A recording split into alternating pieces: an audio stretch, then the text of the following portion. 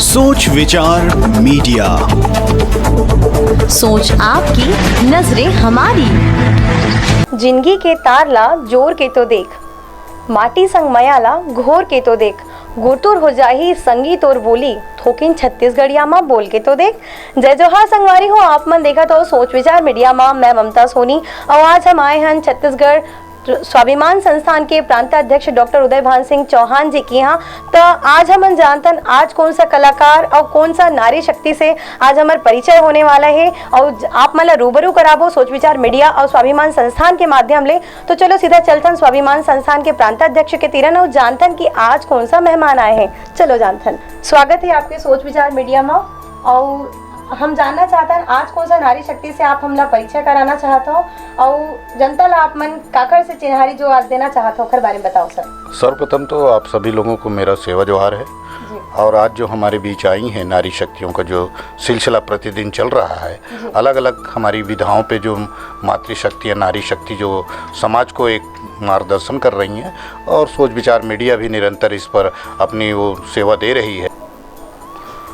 आज मैं आपको पुनः एक शख्सियत जो कि कहना चाहिए कि जो ठान ले, यदि वो ठाना है, दृढ़ इच्छा शक्ति मजबूत है, तो नारी क्या नहीं कर सकती। ऐसी इच्छा दृढ़ शक्ति की हमारे बीच आई है, जो कि अपनी एक 90% एक बच्ची है जो उनकी जो विकलांग है, उसकी सेवा करना, उसको स्कूल छोड़ना और साथ में अपनी जिम्मेदारी के साथ और सामाजिक कार्यों में भी अपनी भूमिका निभाना। ऐसी प्रतिभा कि जो नाम ही कहा गया है कि श्रीमती प्रतिभा गजबे हैं, वो प्रतिभा ऐसी हमारे बीच उपस्थित हुई हैं। मैं छत्तीसगढ़ स्वाभिमान संस्थान की ओर से और सोच विचार मीडिया की ओर से होकर सेवा जोहार करत हूँ। स्वागत है आपके, आप जो आज आए हो। और मैं चाहूँ कि देश के अपन प्रदेश की जनता ला बताओ कि आप ला ये प्रेरणा कहाँ से मिली कि मोला समाज सेवा भी करना चाहिए, और जो आप महिला आंगनबाड़ी में भी काम करता हो, और जहाँ तक जानकारी मोला मिले है कि आप कोरोना में भी काम करे हो, और ये भी जो आपने एक तो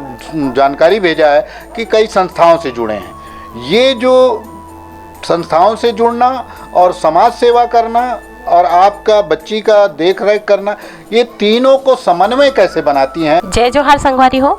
जैसे कि सर हा बताई से, मोर नाम प्रतिमा गजबिए, मैं रायपुर गुढ़ियारी के निवासी हूँ और मोर साथ में है मोर बेटी साक्षी गजबिए। आज मैं छत्तीसगढ़ स्वाभिमान मंच ला बहुत बहुत धन्यवाद ज्ञापित करत हूँ कि वो आज मोला यहाँ पर बुलाइस और अपन आप बीती जो मैं करता हूँ ओला बताए बर। काबर ओला बताऊँ तो मैं मोर असन और बहिनी मन हा जो हर क्षेत्र में काम करते, लेकिन कई बहिनी मन सामने नहीं आ सकत है और वो मन ला कोई मंच नहीं मिले।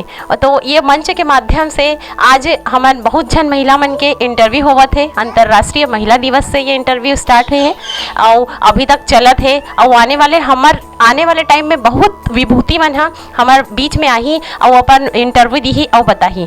तो आज भी वही कड़ी के एक में माला के एक मोती बने हो और मोर इंटरव्यू चलत है, तेमा मैं बताता हूँ। मैं शादी से पहले नर्सिंग जॉब में रहे हूँ, नर्स के काम करे हूँ, प्राइवेट हॉस्पिटल में पढ़ाई कर हूँ, प्राइवेट हॉस्पिटल में नर्सिंग के पढ़ाई करके मैं अपन खुद पढ़े हूँ और काम भी करे हूँ। वहीं से मोला सेवा भाव मोर अंदर में मतलब व्याप्त रही से अंदर से। फिर ओकर बाद मोर शादी हो गई, जैसे ग्रेजुएशन कंप्लीट हुई से शादी हुई से ओकर बाद मोला पता चली मोर बेटी पैदाइशी हो, जन्म से ही विकलांग है। विकलांग में ओला छोटे मोटे प्रॉब्लम नहीं, ओला 90% विकलांगता है और ऐसे बीमारी स्कोलियोसिस जेकर ऑपरेशन कराए के बाद भी मेला वेल्लूर तक लेके गए हो इलाज बार। यहाँ दिखाऊँ वेल्लूर भी, लेकिन कोई परमानेंट होकर इलाज नहीं है। इलाज कराए के बाद 10% चांस है, 90% चांस नहीं है। और अगर मान ले रिस्क लेवत हो तो कभी भी वो पैरालिसिस हो सकत है या कोमा में जा सकत है। इस तक मैं यहाँ दिखाऊँ अपन भारत देश में। लेकिन क्या जब इलाज मोला नहीं मिली तो मोला लगता है कि अब मोला मोर बेटी ला ऐसे ही देखना है।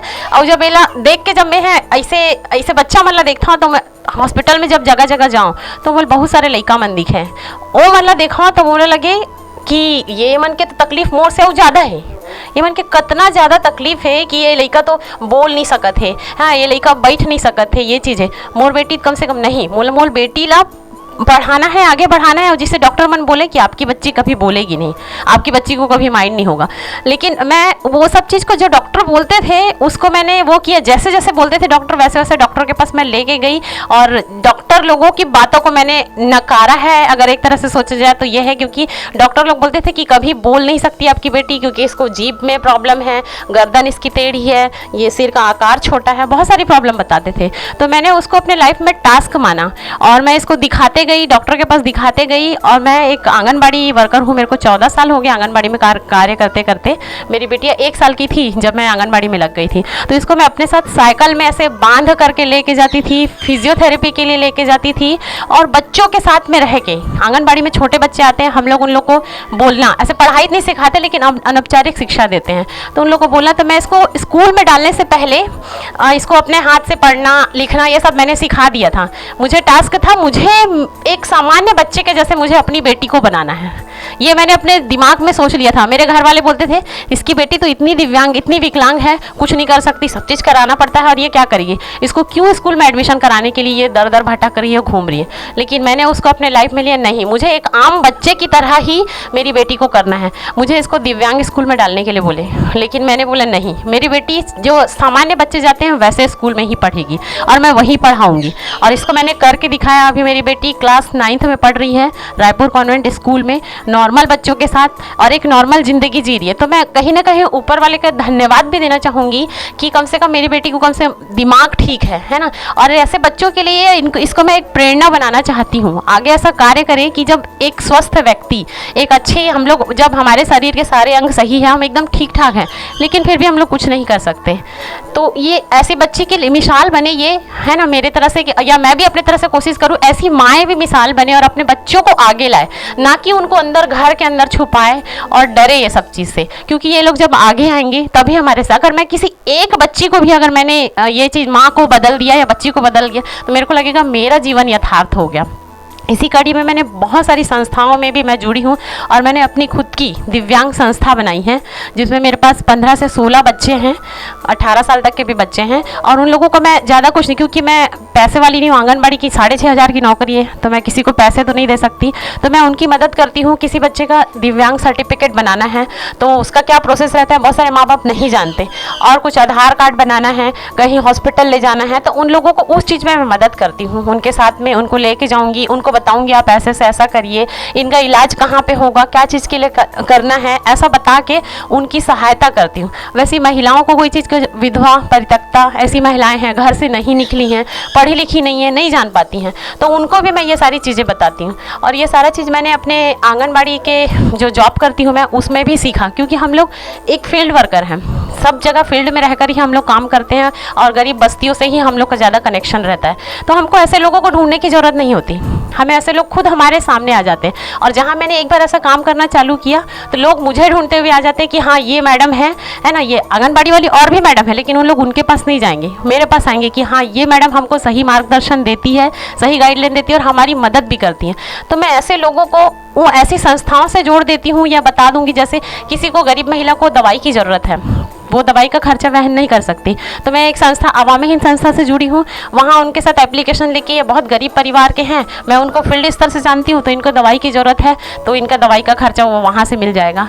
कोरोना काल में अभी हमने, जैसे कोरोना महामारी बहुत ज़्यादा बढ़ी हुई थी, तो हमने लोगों को, गरीब परिवारों के यहाँ चूल्हे नहीं जल रहे थे, तो कोई परिवार भूखा ना सोए, इस उद्देश्य से मैंने चरामती फाउंडेशन से 15 दिन, उस समय लॉकडाउन जब लगा हुआ था, 15 दिन प्रतिदिन सुबह शाम चरामती फाउंडेशन आवामी कच्चा राशन दिलवाया मैंने उनको 1-1 महीने का। उसके बाद चरामती फाउंडेशन से बना हुआ गर्म भोजन, दाल चावल दोनों टाइम आते थे, एक जगह पे इकट्ठे होकर बर्तन लेके आते थे अपने घर से, और उन लोगों को वहाँ खाना दिलाया जाता था।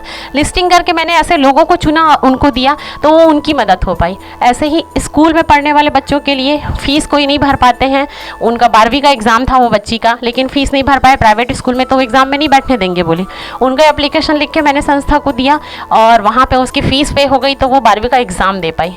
मतलब एक छोटी छोटी कोशिश करके मेरा ये रहता है कि किसी का तो कुछ तो भला हो, अगर हम कर सकते हैं, हम इस लायक हैं, अगर हमारे एक कोशिश से किसी का भला होता है तो मैं उस चीज़ के लिए आगे बढ़कर कार्य करती हूँ और फ्यूचर में भी ऐसे करते रहूँगी। अभी आपने प्रतिभा गजभिये की दास्तान सुनी, उस दास्तान में दर्द भी छुपा था और साथ में आगे बढ़ने की जो जिज्ञासा है और जिस तरह से अपनी बच्ची की पृष्ठभूमि के एक उस चैलेंज के एक्सेप्ट किया, ये उनके तारीफ़े काबिल है कि उस चैलेंज को एक्सेप्ट करके अपने घर से कैसे ऐसे लोगों को हम प्रेरणा दें और ये अपने आप में अनुकरणीय प्रेरणा के लिए जो काम कर रही हैं, हमारी अग्रिम शुभकामनाएं हैं कि उसकी प्रतिभा जो है, प्रतिभा की जो साक्षी सुपुत्री भी साथ में हमारे आई हैं जो 90% दिव्यांग है, पर उसकी देखिए कितनी बढ़िया आप उन्हीं की अपना पूरा नाम बताएंगे और बोलती हैं जो कहते थे कि नहीं बोल पाएंगे। अब मैं चाहता हूं कि जनता देख ले उसके जो बात कही है वो सत्य है कि नहीं, तो अपना वो बोल के परिचय भी देंगे और कुछ एक आध कविता भी सुनाएंगे। ऐसा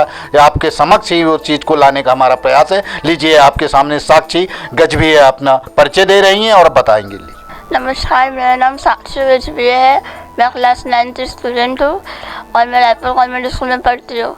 मैं आप लोग के सामने एक कविता बोलना चाहूँगी। खूबसूरती दिल और ज़मीन होना चाहिए, लोग बेवजह उसे कपड़ों और शक्लों में तराशते हैं। इंसान क्या है उसका महत्व नहीं है, इंसान के पास क्या है इसका ज़्यादा महत्व है। बदलता तो सिर्फ इंसान है, वक्त तो सिर्फ खामखा बदनाम है।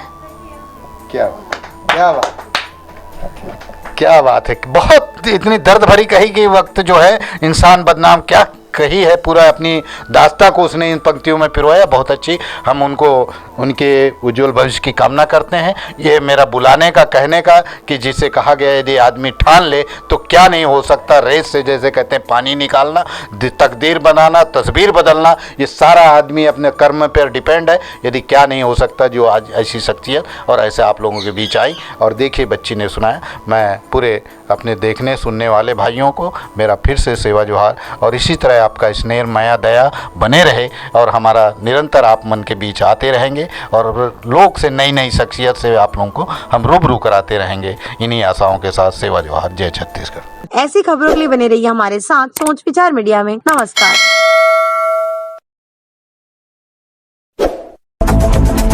सोच विचार मीडिया, सोच आपकी, नजरें हमारी।